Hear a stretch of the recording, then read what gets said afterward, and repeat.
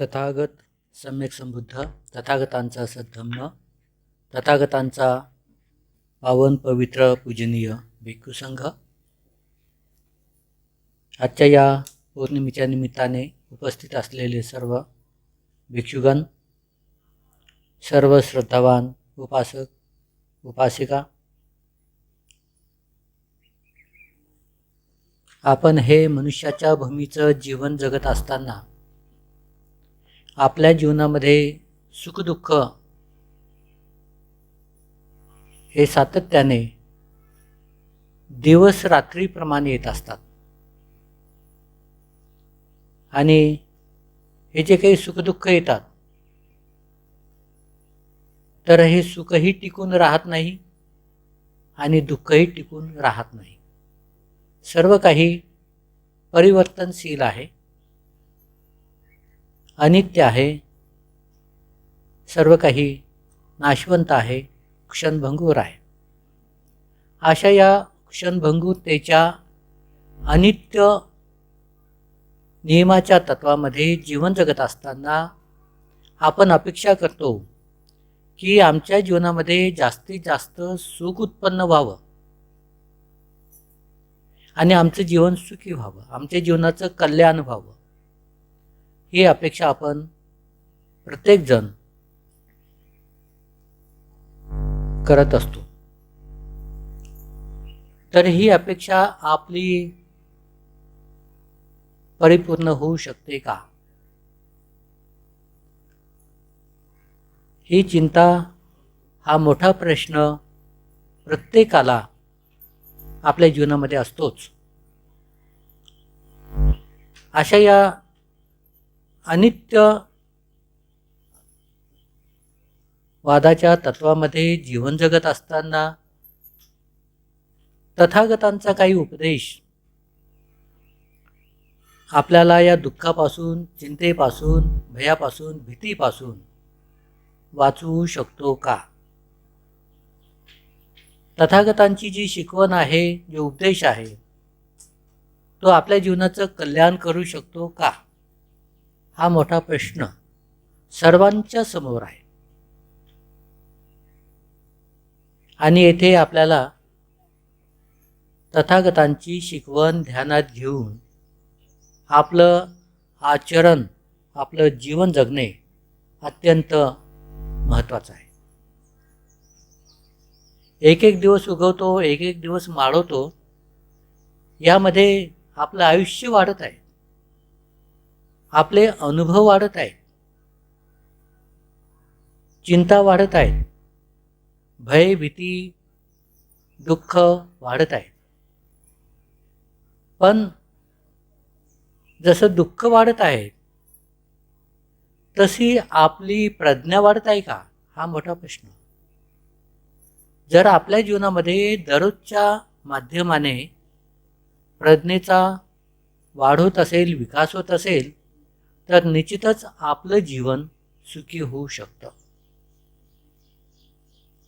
मग ही प्रज्ञा कधी, कशी आणि कोणत्या माध्यमाने वाढू शकेल, याबद्दल आपण थोडंसं चिंतन मनन केलं पाहिजे.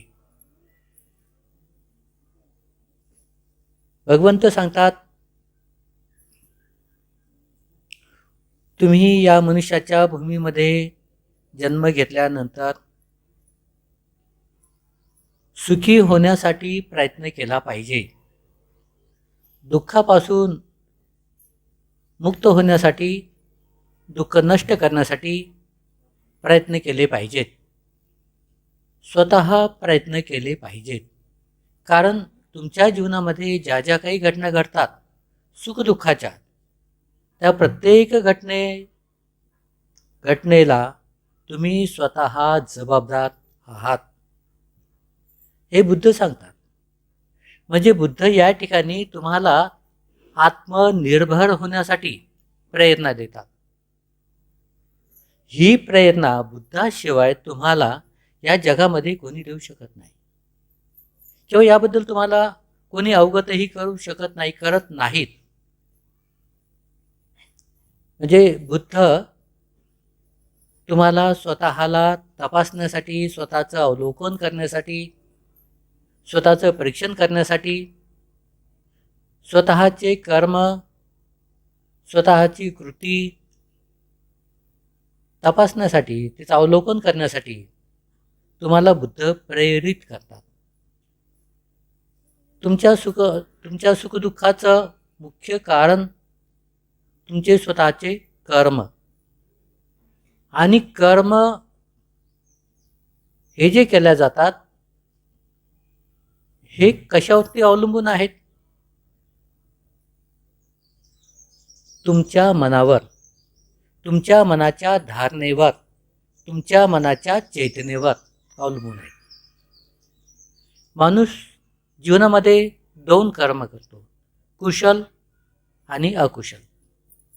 कुशल कर्माचं फळ सुखदायी आहे आणि अकुशल कर्माचं फळ दुःखदायी आहे. म्हणजे तुमच्या जीवनामध्ये सुख आणि दुःख उत्पत्तीचं मुख्य कारण तुमचे कर्म, आणि ते कर्म घटित होण्याचं, ते कर्म करण्याचं कारण तुमची चेतना, तुमचं मन. बुद्ध या मनाबद्दल सांगतात. काय म्हणतात बुद्ध? बुद्ध म्हणतात, जो मनुष्य कुशल कर्म करतो तर ते त्याच्या कुशलतेवर, कुशल चेतनेवरती अवलंबून असतात.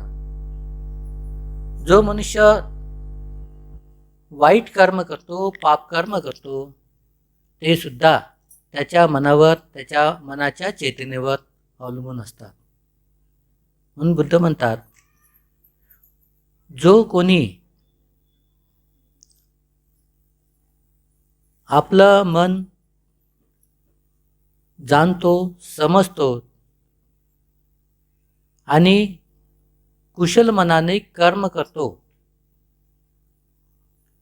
जो कोणी आपलं मन आपल्या ताब्यामध्ये ठेवतो, त्याचं दमन करतो, त्याला परिशुद्ध करतो, कुशल मार्गाला नेऊन पुण्यकर्म करतो, तर असं प्रसन्न कुशल चित्त जेवढं काही जीवनामध्ये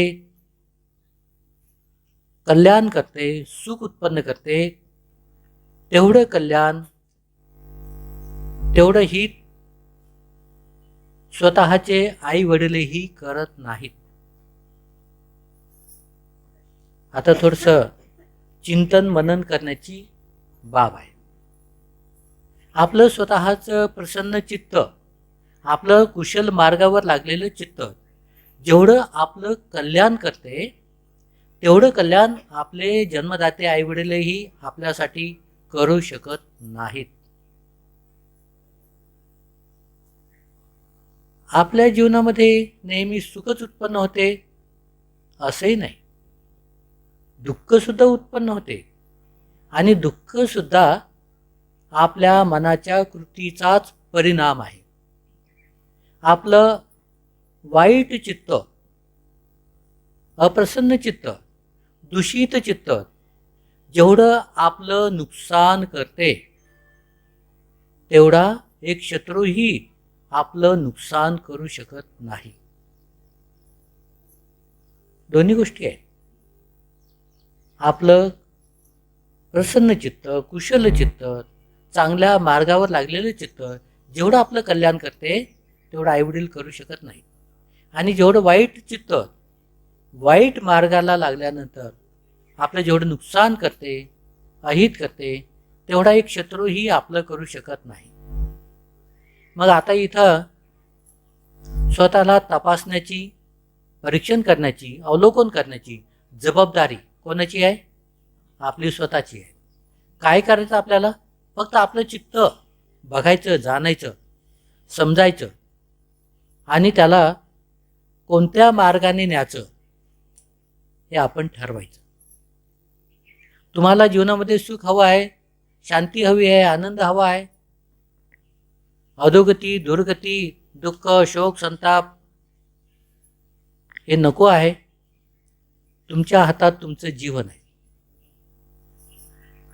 तुमचं जीवन सुखमय बनावं, कल्याणकारी बनावं, हे तुमच्या प्रयत्नावर, तुमच्या समजुतीवर, तुमच्या बुद्धिमत्तेवर, तुमच्या ज्ञानावर, तुमच्या प्रज्ञेवर अवलंबून आहे. आपण ऐकलं की सुमार्गावर लागलेलं आपलं चित्त आपलं कल्याण आपल्या आईवडिलापेक्षाही जास्त करतं. आपले आईवडील तेवढं कल्याण करू शकत नाही, तेवढं कल्याण, तेवढं हित, तेवढं आपलं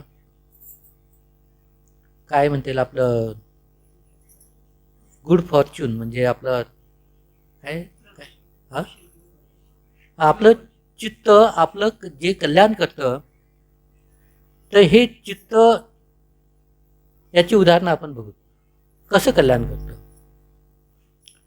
आता आईवडिलांनी आपल्याला जन्म दिला, आईवडिलांनी आपल्यावरती धम्माचे संस्कार टाकण्याचा प्रयत्न केला, आपल्याला धम्ममय बनवण्याचा प्रयत्न केला, सुसंस्कृत सद्धम्माचं आचरण संस्कार टाकून आपल्याला चांगल्या मार्गावर लावण्याचा प्रयत्न केला.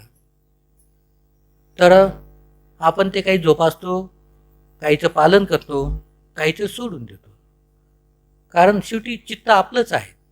आपणच आपल्या सोयीप्रमाणे, आपल्या बुद्धिमत्तेप्रमाणे, आपल्या गरजेप्रमाणे या चित्ताचा आपण काय घेतो, उपयोग करतो.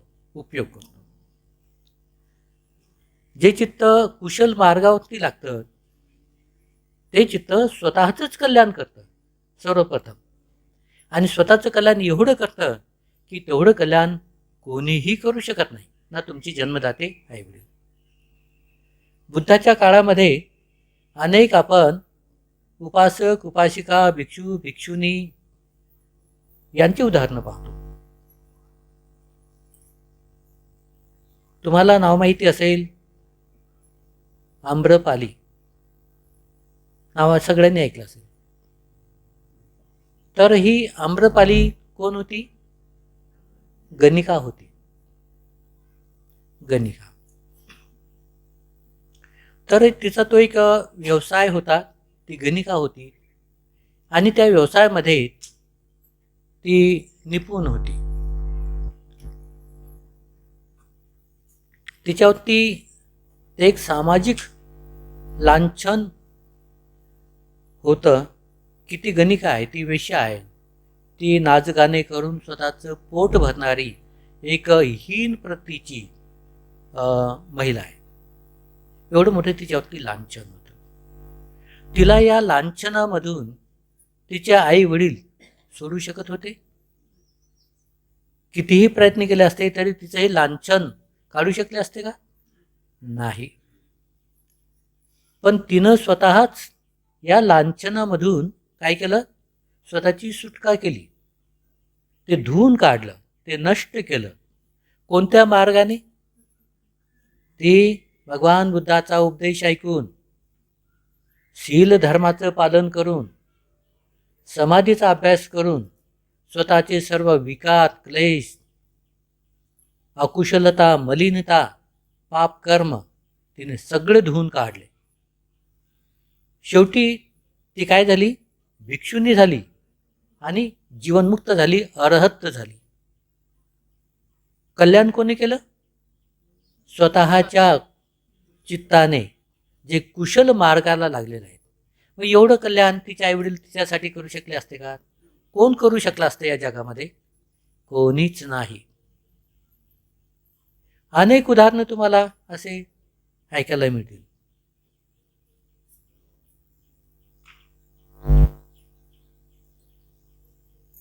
डाकू अंगुलीमाल, आताच तुम्ही गोष्ट ऐकली भंतीजीच्या प्रवचनामध्ये. डाकू अंगुलीमाल भगवंताचा उपदेश ऐकला, चिंतन मनन केलं, स्वतःच्या चित्ताचं अवलोकन केलं आणि जाणलं भगवान थांबलेले आहे आणि मी धावत आहे. भगवान थांबलेले आहेत, मी धावत आहे. परीक्षण केलं स्वतःच्या चित्ताचं. कुठे धावत आहे अंगुलीमाल? कशाच्या पाठीमागे धावत आहे? द्वेषाच्या पाठीमागे धावत आहे, तृष्णेच्या पाठीमागे धावत आहे, अहंकार, मी, गर्व याच्या पाठीमागे धावत आहे. आणि भगवंत या सर्वापासून मुक्त होऊन स्थिर आहेत, शांत आहेत, एका ठिकाणी थांबलेले आहेत. त्यांचं चित्त चंचल नाही. द्वेषामुळं,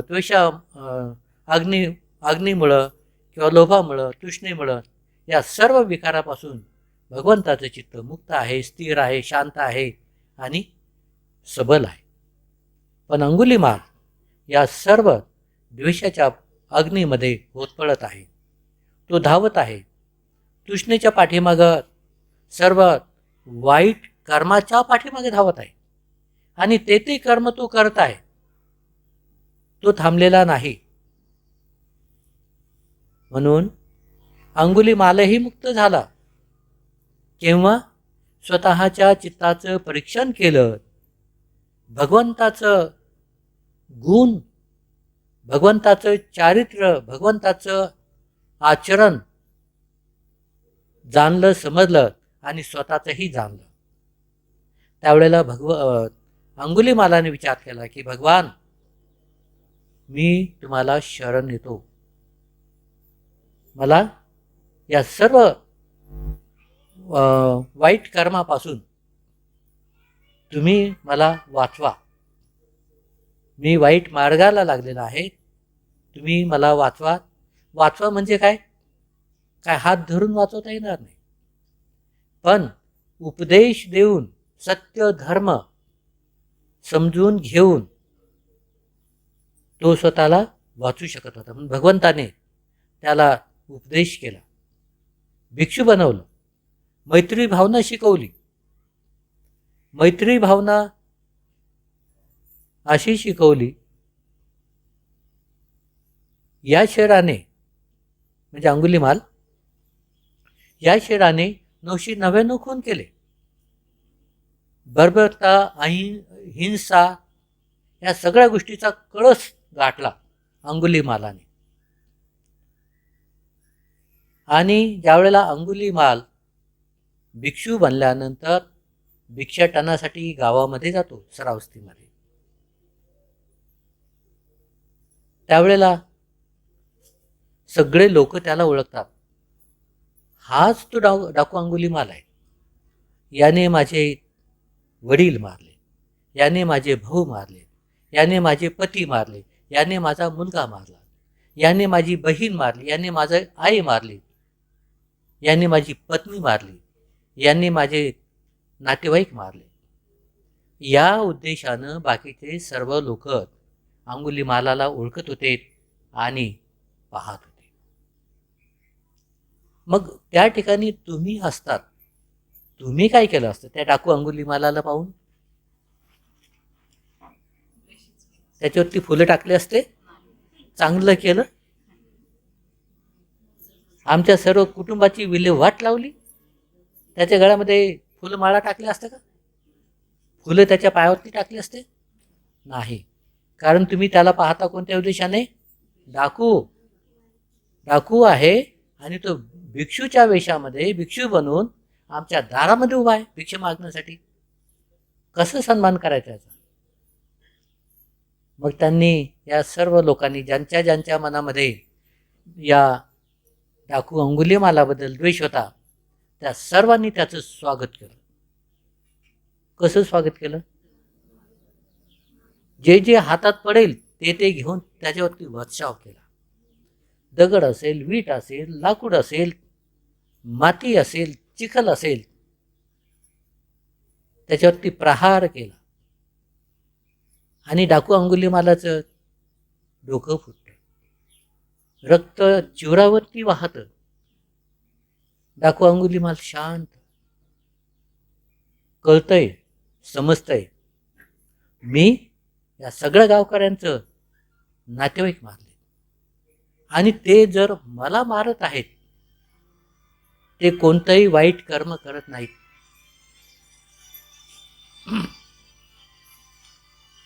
कारण एक डाकू त्यांच्यासमोर उभा आहे आणि ते त्या डाकूला मारत आहे. की ज्याने एवढी बर्बरता, एवढे खून, एवढी हिंसा, हत्या केलेला आहे. मग डाकू अंगुलीमाल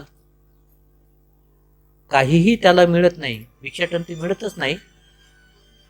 तशाच अवस्थेमध्ये स्वतःचं परीक्षण करून वापस येतो. भगवंताकडे जाऊन नतमस्तक होतो. भगवान, मला लोकांनी काही दिलंच नाही, पण त्यांनी अशी माझी अवस्था केली. बुद्ध काय म्हणतात? अंगुलीमाल, या सर्व पापापासून, या सर्व कर्मापासून तुझी सुटका त्याच वेळेला होऊ शकते ज्यावेळेला तू या सर्वावरती मैत्री करशील. त्यावेळेला डाकू अंगुलीमाल कृतज्ञ होतो भगवंताचा आणि मैत्री भावना शिकतो आणि या सर्व लोकांवरती मैत्री भावना करतो. आणि त्यावेळेला तो काय होतो? अर्हत होतो. कोणाबद्दलही द्वेष बाळगत नाही. कोणी भोजनदान दिलं, भिक्षाटन दिलं, त्यांच्याबद्दल करुणा करतो, दया करतो, मैत्री करतो. ज्यांनी नाही दिलं त्यांच्याबद्दलही तेवढीच करतो. हा डाकू अंगुलीमाल काय बनतो? खरा भिक्षू बनतो. आणि भिक्षू बनल्यानंतर अर्हत होतो. डाकू अंगुलीमालाच्या चित्ताने सत्य धर्म जाणला आणि कुशल मार्गावरती लागून स्वतःचं कल्याण केलं, अर्हत झालात आणि 999 खुनापासून मुक्त झाला. एवढं कल्याण डाकू अंगुलीमालाचं कोण करू शकलं असतं या जगामध्ये? त्याचे आईवडील, त्याचे कोणी नातेवाईक, स्वतः बुद्धही करू शकले नसते.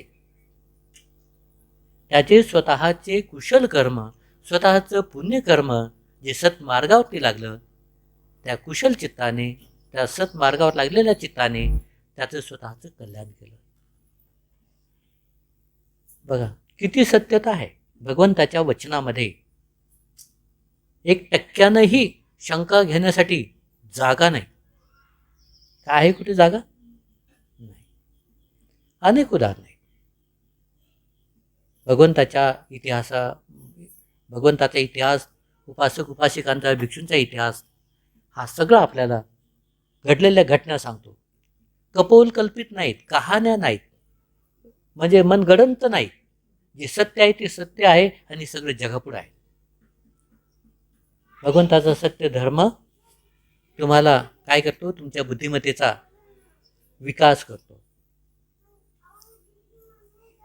म्हणजे जे कुशल चित्त सुमार्गावर लागलेलं असतं ते जेवढं कल्याण करतं, तेवढं कल्याण, तेवढं हित जन्मदाते आईवडीलही करू शकत नाही. का करू शकतात का? म्हणजे इथे हा भाव नाही की आईवडिलाचे उपकार तुमच्यासाठी कमी आहेत किंवा त्यांचे पुण्यकर्म कमी पडतात. हा भाव नाही आहे. पण तुमचं स्वतःचं कुशल चित्त सत्मार्गावरती लागलं तर ते काय कल्याण करू शकतं, कसं तुमचं उद्धार करतं, हे भगवंताचं सत्य वचन आपण जाणत आहोत. एक बाजू पाहिली, आता दुसरी बाजू बघूत आपण. अकुशल मार्गावर, वाईट मार्गावर लागलेलं तुमचं चित्त जेवढं तुमचं नुकसान करतं, तेवढं नुकसान तुमचा एक शत्रूही तुमचं करू शकत नाही. एखादा शत्रू तुमचं नुकसान केलं असतं किती करेल? तुमची हत्या करेल. काही याच्यापेक्षा जास्त नुकसान करू शकतो? म्हणजे तुमचा खून करेल, एवढंच करेल. याच्यापेक्षा काहीच जास्त करू शकत नाही. पण वाईट मार्गाला लागलेलं चित्त जेवढं तुमचं नुकसान करतं तेवढे एक शत्रू तुमचं करू शकत नाही. म्हणजे तुमच्या शत्रूपेक्षाही जास्त नुकसान तुमचं चित्त जे वाईट मार्गाला लागलेलं असतं ते चित्त तुमचं नुकसान करतं. सत्य घटनाच बघत आहोत आपण, उदाहरणं बघत आहोत, भगवंताच्या काळामध्ये घडलेले, म्हणजे आताची नाही. इतिहास सत्य घटना आहे. तुम्हाला नाव माहिती असेल, चिंचा मानविका माहिती आहे? तिनं काय केलं होतं? भगवंतावरती आक्षेप घेतला होता. काय म्हणतात? आळ घेतला होता, आहे ना? आळ का? आळच ना? आळ. आळच म्हणतात ना, ओके ठीक. आक्षेप घेतला होता. काय? भगवंताची बदनामी करण्यासाठी, भगवंताचं महत्त्व समाजामध्ये जे वाढत आहे, भगवंताचा भिक्षुगण वाढत आहे, भगवंताचे शिष्य वाढत आहे, भगवंताच्या शिष्याची पवित्र भिक्खू संघाची स्तुती होत आहे, प्रशंसा होत आहेत. सगळे लोक, राजे लोक, सगळी प्रजा लोक भगवंताला मानत आहेत, साधू संत भगवंताचे शिष्य बनत आहेत. या गोष्टीचा या गोष्टीचे चटके, या गोष्टीची आग बाकीच्या धर्मसंस्थापकांना लागत होती. त्यांचे जे काही शिष्य होते, त्यांचे जे काही उपासक उपासिका होत्या, त्यासुद्धा भगवंताच्या शिष्य बनत होत्या. भिक्खू संघाच्या उपासक उपासिका बनत होत्या, शिष्य बनत होत्या. आणि अशा प्रकारे भगवंताचं महत्त्व त्या वेळेला समाजामध्ये वाढत होतं. मग याची ईर्ष्या, याचा द्वेष काही धर्मसंस्थापकांच्या मनामध्ये उत्पन्न होत होता. आणि म्हणून त्यांनी काय केलं, चिंचा मानविकेला लावून दिलं की आम्ही तर काही करू शकत नाही, आमचे उपासक उपासिका भगवंताचे शिष्य बनतात, बुद्ध धर्माचा स्वीकार करतात, भिक्खू संघाला दान धर्म करतात, सन्मान देतात, आम्ही ह्या गोष्टी थांबवू शकत नाही, पण तू ह्या गोष्टी थांबवू शकतेस. कटकारस्थान केलं, कावेबाजपणा केला आणि चिंचा मानविकेला लावून दिलं, पैसे दिले आणि तिला प्लॅन सांगितला. सकाळी दररोज विहारामध्ये जाताना सगळ्या लोकांना दिसेल, साज सज्जा करून आपलं स्वतःचं फुलमाळा लावून सजून विहारामध्ये जायचं, मेकअप करून सगळं विहारामध्ये जायचं. मग त्या दिशेनं जायचं की ज्या दिशेनं भगवंताचा विहार आहे, त्या दिशेनं तू दररोज जाताना लोकांना दिसायचे. आणि असं जायचं की सगळ्या लोकांनी तुझ्याकडे लक्ष दिलं पाहिजे जाताना कुठे चालले. मग ती दररोज विहारामध्ये जायची, म्हणजे तसं भासवायची, आणि लोक बघायची तिला की हे भगवंताच्या विहाराकडे चालली. आणि अंधार पडल्यानंतर सगळे लोक झोपल्यानंतर पुन्हा वापस यायचे. अशा पद्धतीने बनती लोकांमध्ये. अशा पद्धतीचा हा कार्यक्रम चालू बरेच महिने लोटले. जसे जसे दिवस जायला लागले तसं तसं तिचं पोट वाढायला लागलं. पोट वाढायला लागलं आणि जास्त पोट वाढल्यानंतर एक दिवस एका प्रसंगाने, ज्या वेळेला भगवंताचं प्रवचन चालू होतं, त्यावेळेला ती त्या प्रवचनामध्ये आली आणि भगवंताचं प्रवचन चालू असताना मधातच बोलली, गौतमा, तुम्ही सुंदर प्रवचन देता, सुंदर देशना देता, सगळ्या लोकांना खूप आवडते, मलाही आवडते, पण काही व्यवस्था करा. कशाची व्यवस्था? पोटाकडे हात फिरवते, या पोटाचे काही विल्हेवाट लावा, काही व्यवस्था करा, याचा काही बंदोबस्त करा. सगळे लोक तिच्या पोटाकडे पाहतात. ही जाते कुठे? दररोज विहाराकडे जाते संध्याकाळच्या वेळेला. आणि मग हे निश्चितच काहीतरी याच्यात आहे. सगळे लोक भगवंताकडे पाहतात शंकेच्या दृष्टीनं की आता भगवान काय काय आहे. सगळं शंका कुशंका उत्पन्न होते भगवंताबद्दल. पण शेवटी भगवान हे भगवान असतात, महाकारुणिक, महाविशुद्धी पदाला पोचलेले आणि महाप्रज्ञवान. हे अधिगुण भगवंताचे सम्यक संबुद्धाचे असतात. तर भगवंत या ठिकाणी उद्विग्न होत नाही, क्रोधित होत नाही, तिला अपशब्द बोलत नाहीत, कसलेही त्याच्यावरती वाच्यता करत नाही की तू असं काय बोलते आणि तू कधी ह्या सगळ्या गोष्टी कसं काय तू हे पुढं मांडतेस. भगवंत शांत होतात आणि अत्यंत मैत्रीपूर्ण चित्ताने तिला म्हणतात, भगिनी, याच्यामधलं जे काही रहस्य आहे हे तुला माहीत आहे आणि मला माहीत आहे, आपल्या दोघांनाच माहीत आहे, हे बाकीच्या कोणालाच माहिती नाही. पुढं काय बोलावं, भगवंताची कशी बदनामी करावी, त्या चिंचा मानविकेला काही सूचना. ती गोंधळून जाते, शांत उभी राहते. पुढं काय बोलावं, कसा युक्तिवाद करावा, कसं भगवंताची बदनामी करावी, हे तिला काही समजत नाही, कारण तिला लावून दिलेलं असतं आणि ती फक्त पैसा घेऊन हे नाटकं करत असते. सॉरी. तर त्यावेळेला असा एक प्रसंग घडतो. एक उंदीर येतो आणि तिच्या साडीमध्ये घुसतो. साडीमध्ये घुसल्यानंतर ती काय करणार आहे, झटकणारच आहे. ती झटकायला लागली, जे काही होतं पोटावरती ते सगळं खाली आलं, तिचे पायावर पडलं. लोकांना कळालं सत्य तर काय आहे म्हणून. म्हणजे भगवंतांनी जे सांगितलं होतं ते खोटं होतं का? याचं रहस्य भगिनी तुला माहीत आणि मला माहिती आहे, आपल्या दोघांनाच माहिती आहे, बाकीच्या कोणाला माहिती नाही. मग याचं सगळं रहस्य जग जाहीर होतं आणि मग तिची बदनामी होते. कोणाची? चिंचा मानविकेची. तिला पकडल्या जातं आणि आता चौकशी होणार पकडल्या गेल्यानंतर, आणि ही आपलं सर्वांची नावं सांगणार, अशी भीती ज्यांनी त्याला लावून दिलं होतं, पैसे दिले होते, म्हणजे जैन धर्मी लोक, निगंतनाथ पुत्राचे, हां, यांचे जे लोक होते त्यांनी लावून दिलं होतं. मग त्यांनी काय केलं, तिला पकडलं, किडनॅप केलं आणि तिची हत्या केली, तुकडे केले, फेकून दिले. मग तिची हत्या झाली, तिला पकडलं गेलं, तिचा खून झाला. मग राजाचे लोक चौकशी करतात आणि ज्यांनी तिचा खून केला त्यांनाही पकडतात. म्हणजे बघा, चिंचा मानविकेचं नुकसान कशामुळे झालं?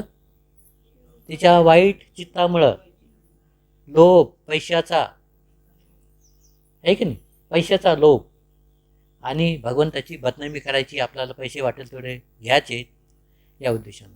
म्हणजे जे चित्त वाईट मार्गावर लागलेलं असतं ते एवढं नुकसान करतं. एक तर बदनामी झाली, तुकडे झाले, आणि अधोगती दुर्गतीला गेली. कशामुळं? भगवंतावरती आक्षेप घेतल्यामुळं नरकामध्ये गेली ती चिंचा मानविका. का? अशा महाविशुद्धी पदाला पोहोचलेले महाकारुणिक, महाप्रज्ञावान भगवान बुद्धावरती आक्षेप घेणं म्हणजे सगळं विनाशाचंच कारण आहे, अधोगतीचं, दुर्गतीचं कारण आहे. ती नरकामध्ये गेली. तिला नरकामध्ये कोणी नेलं?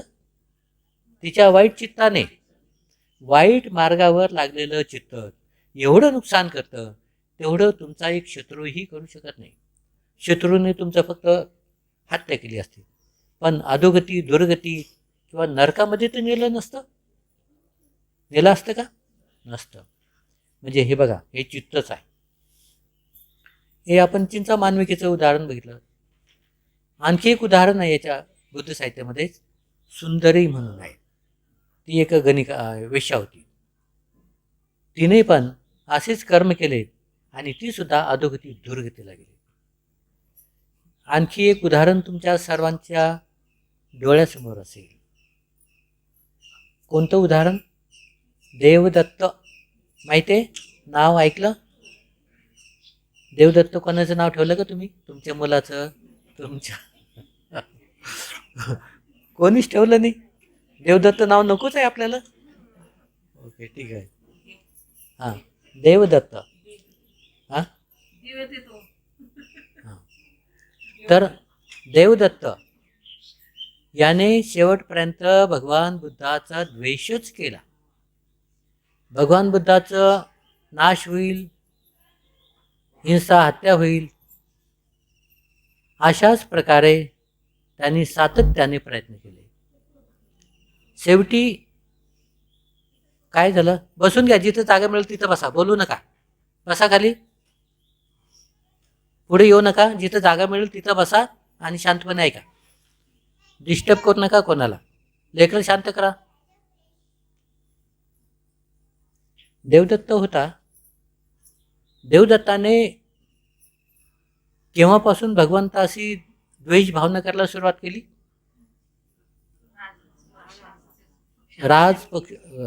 कोणता पक्षी? राजहंस.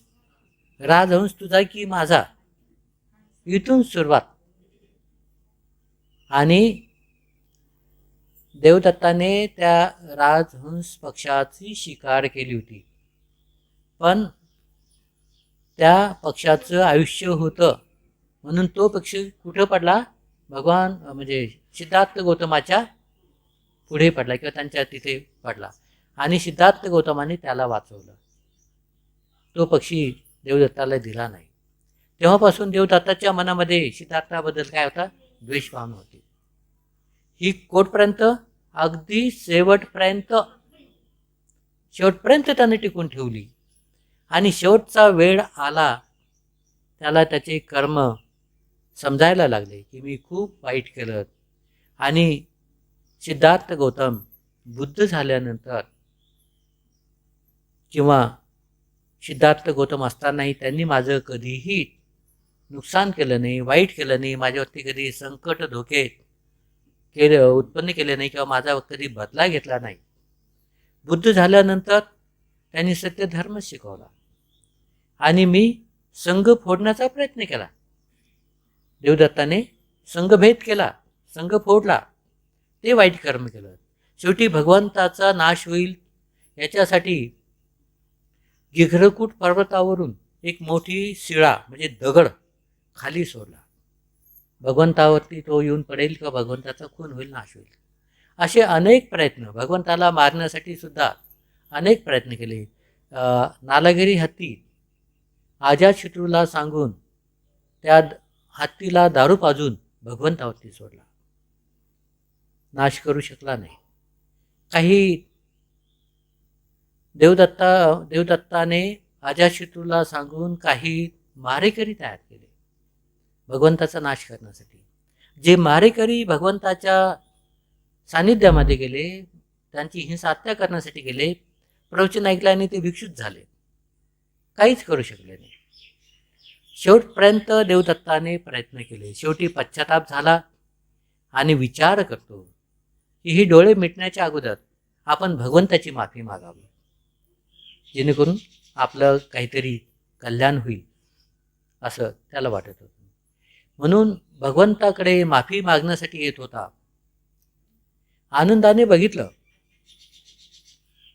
आणि सांगितलं भगवंताला, भगवान देवदत्त येत आहे तुमच्याकडे.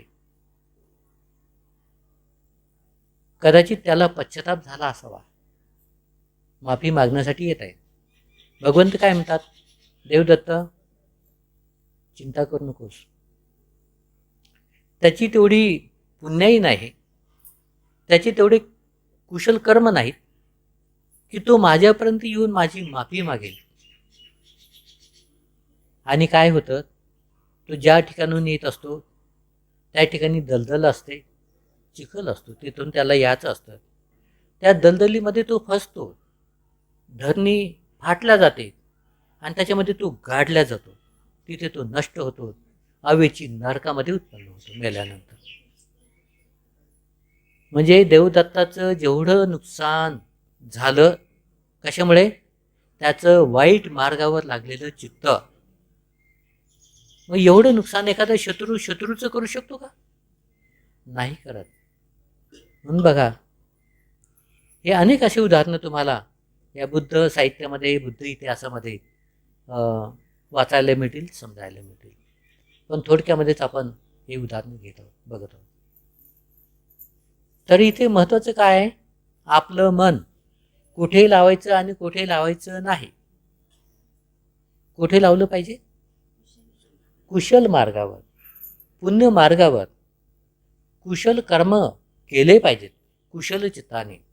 आणि या मनाचं तुम्ही परीक्षण केलं नाही, याचं दमन केलं नाही, याच्यावरती ताबा मिळवला नाही, याला मोकाट सोडलं, रानटी जंगली विध्वंसक धोकेबाज, चंचल, तृष्णायुक्त, वासनायुक्त या मनाला मोकळं सोडलं तर तुम्हाला ते तुमचा नाश केल्याशिवाय राहील का?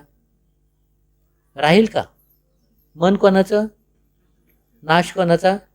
कोण करून घेतं? मी नाही म्हणत. मग जर या दुःखापासून वाचायचं असेल तर तथागतांचा सद्धर्म किती महत्वाचा आहे. कुशल मार्गावरती लावा. सर्व दुःखापासून, भयापासून, भीतीपासून, चिंतेपासून, अधोगती, दुर्गतीपासून, विनाशापासून मुक्त व्हा. कल्याण करून घ्या. माणसाचा जन्म अत्यंत दुर्मिळ आहे. या माणसाला जाणीव होते, धम्म कळतो, बुद्धिमत्ता तुमच्याकडे आहे, शील तुमच्याकडे आहे, मैत्री भावना तुमच्याकडे, दान प्रवृत्ती तुमच्याकडे आहे, सर्व श्रद्धा तुमच्याकडे आहे बुद्ध धम्म संघाबद्दल. आणि या श्रद्धेमुळं सर्व कुशल धर्माची उत्पत्ती तुमच्यामध्ये उत्पन्न होते. सर्व कुशल धर्म तुमच्या जीवनामध्ये उत्पन्न होतात.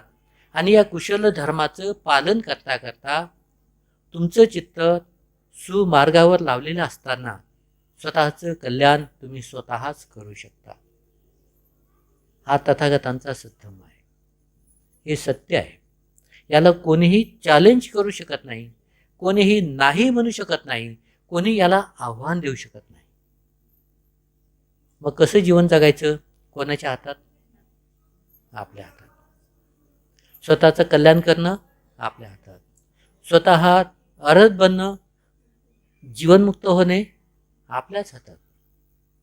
मग आपले कर्म, आपलं जीवन, आपली जबाबदारी आणि आपलं सुख हे सगळं तुमच्या हातात आहे, कोणाच्या हातात नाही. त्यामुळेच आपण भगवंताच्या धर्मावरती काय ठेवलं पाहिजे? विश्वास ठेवला पाहिजे. तुम्ही नंदनवन कॉलनीचे उपासक प्रवचन ऐकत आहात, तेथेही ऐकलं, इथेही ऐकलं. आणि इथे दर रविवारी प्रवचन असतंच. बाकीचे जे उपासक येतात त्यांच्यासाठी, सर्वांसाठी असतं. तर आपली श्रद्धा बुद्ध धम्म संघावरती ठेवा. ठीक आहे. हे तथागत बोधी काय आहे? श्रद्धा आहे. हे धम्म आहे. धम्माचं ज्ञान आहे. आपल्या जीवनाचं कल्याण आहे. हे तथागत बोधिसत्तामध्ये, तथागत बोधी सत्तेमध्ये हे सगळे कुशल धर्म उत्पन्न होतात आणि मनुष्य आपल्या जीवनाचं कल्याण स्वतःच करून घेतो.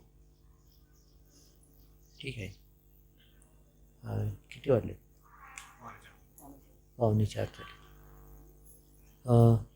ठीक आहे. 3:45 झालेले आहे.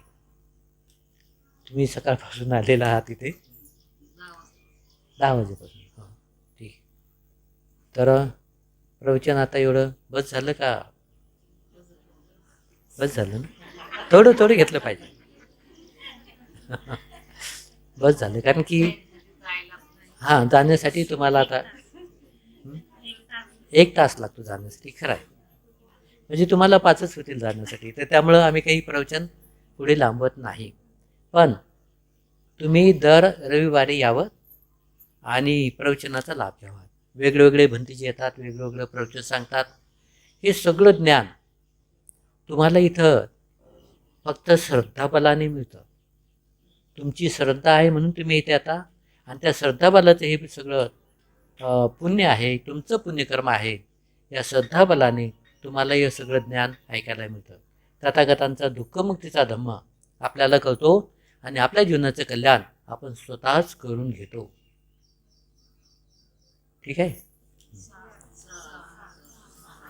तर आता शेवटी भंतेगण तुम्हाला आशीर्वाद देऊन प्रवचन या ठिकाणी संपत आहे. बसा खाली.